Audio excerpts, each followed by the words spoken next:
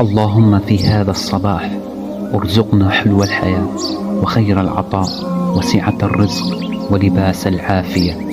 اللهم بك أصبحنا وعليك توكلنا وأنت خير الحافظين. اللهم عافني في بدني، اللهم عافني في سمعي، اللهم عافني في بصري.